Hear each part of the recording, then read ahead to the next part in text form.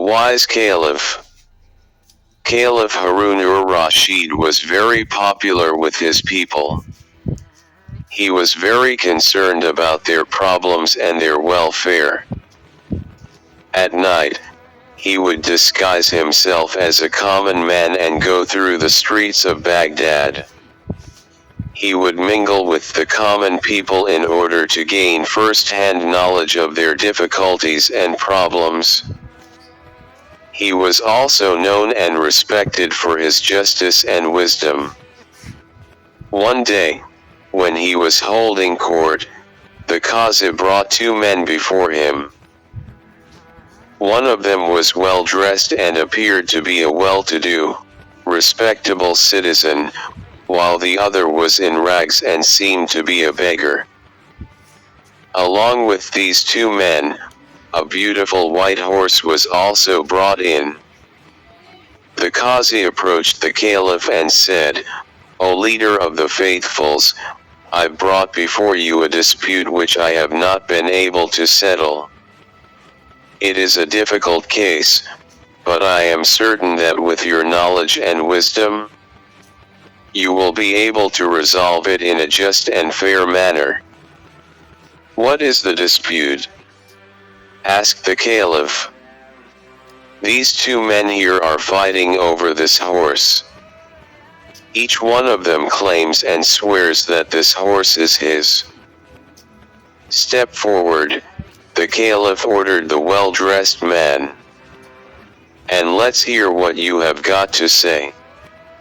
The man said to the Caliph, "O leader of the faithfuls, I beg you to believe me that whatever I say in your presence shall be truth. This morning, when I was riding to the city, I saw this beggar limping along ahead of me. On hearing the sound of my horse's hoofs, he turned round and motioned to me to stop. I pulled the reins of my horse. I felt sorry for him. So, I pulled him up behind me on the horse. When we reached the city gate, I stopped and turned round to help him get down. He refused to dismount. I was puzzled, and gently told him to get down. Because we had reached the city gate, he not only refused to get down, but, instead, he claimed that the horse belonged to him. He said that he had given me a ride and instead of being grateful, I was robbing him of his horse." The Caliph then turned to the man in rags and said, "What do you have to say?" The beggar limped forward and said, "O leader of the faithfuls, you are the helper and guardian of the poor. You are a wise and just Caliph. Have pity on me and save me from the cruelty and injustice of this rich man. I swear that this horse belongs to me. You must be thinking, like everybody else in this court, how a beggar like me can afford to buy and keep such a fine horse. Let me tell you that it is because of this horse that I am in rags. Whatever money I had, I spent on this horse. This morning, as I was coming to the city on my horse, for he was in a great hurry to reach the city. Of course, I could not lend my horse to a complete stranger, could I? However, I decided to help him and let him ride my horse, while I sat behind him.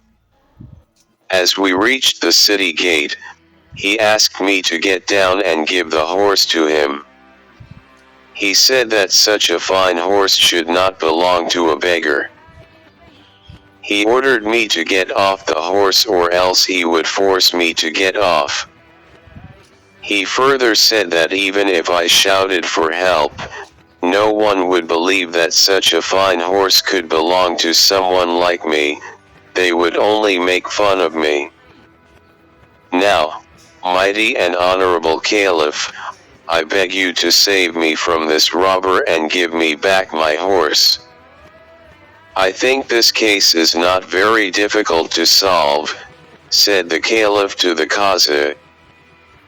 I can be decided in a minute. Tell these men to place their hands on the horse, one by one. Let the beggar do it first. When the beggar touched the horse, it winced as if it did not like the touch of his hand. Next, the rich man was asked to touch the horse. At the touch of the rich man's hand, the horse snorted and neighed with pleasure. Then the Caliph turned to the beggar and said, "You are a liar and a wicked man. You tried to rob an honest and respectable citizen. You deserve severe punishment, but I shall be merciful and forgive you this time, if you beg forgiveness from this gentleman here." The beggar, realizing that he had been caught red-handed, immediately turned to the rich man and said, "Please forgive me. I have been ungrateful. Instead of thanking you for taking pity on me and giving me a lift, I lied and claimed that the horse belonged to me." The rich man, being a kind-hearted and generous person, readily forgave the beggar. Not only that, he took out his purse and gave him a handful of gold coins. Everyone present was highly impressed by this noble action of the rich man.